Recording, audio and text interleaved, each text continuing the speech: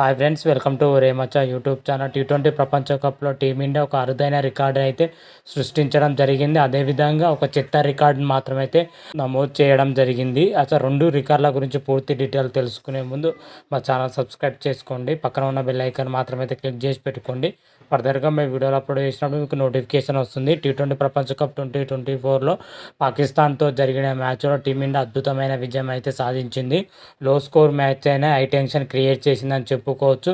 Team India మొదటగా batting చేసి 119 పరుగులకే కుప్పకూలింది 19 ఓవర్లోనే. ఆ తర్వాత బ్యాటింగ్ చేసిన పాకిస్తాన్ ఈ నిర్ణీత 20 ఓవర్లకు కేవలం 113 పరుగులకే పరిమితం అయింది. దీంతో టీమిండియా వచ్చేసరికి 6 పరుగుల తేడాతో అద్భుతమైన విజయం అయితే నమోదు చేయడం జరిగింది. ఈ విజయంతో టీమిండియా మాత్రమైతే ఒక రికార్డు మాత్రమైతే సృష్టించడం జరిగింది. టీ20లోనే అత్యధిక తక్కువ స్కోర్ చేసి ఆ చేసిన దాంట్లో గెలుపు సాధించిన రికార్డు మాత్రమైతే సృష్టించడం జరిగింది.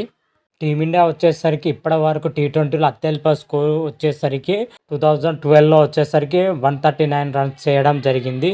ఆ మ్యాచ్లో వచ్చేసరికి టీమిండియా ఓడిపోవడం జరిగింది. అది డిఫెండ్ చేసుకోలేకపోయింది. అదేవిధంగా టీ20లో వచ్చేసరికి 2016లో జింబాబ్వేపై 138 పరుగులు చేయడం జరిగింది. ఆ మ్యాచ్లో టీమిండియా అద్భుతమైన విజయం అయితే సాధించింది.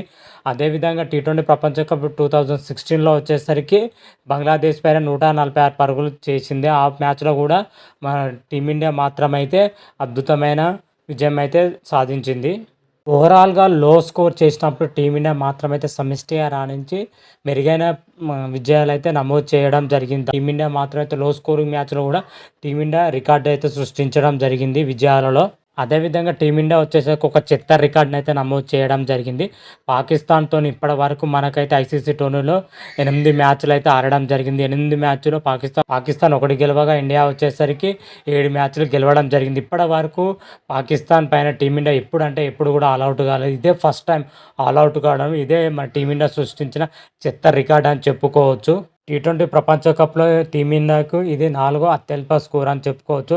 2016లో వచ్చేసరికి 79 రన్స్ చేయడం జరిగింది. 2021లో 110 రన్స్, అదేవిధంగా 2019లో 118 రన్స్ మాత్రమే అయితే చేయడం జరిగింది.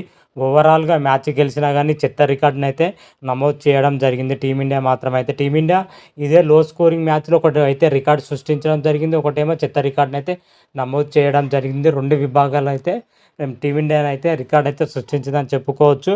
మరి చూద్దాం, టీమిండియా టీ20 ప్రపంచ కప్ 2024లో ఇంకా 2 మ్యాచ్లు అయితే మిగిలి ఉన్నాయని చెప్పుకోవచ్చు.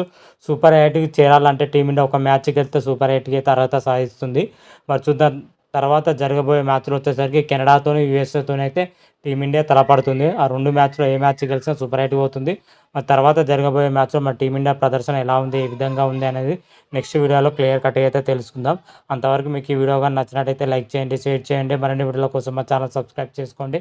పక్కన ఉన్న బెల్ ఐకాన్ మాత్రమైతే క్లిక్ చేసి పెట్టుకోండి. ఫర్దర్గా మేము వీడియోలో అప్లోడ్ చేసినా మీకు నోటిఫికేషన్ వస్తుంది. హర హర మహాదేవ్, శంభో శంకర. Thank you.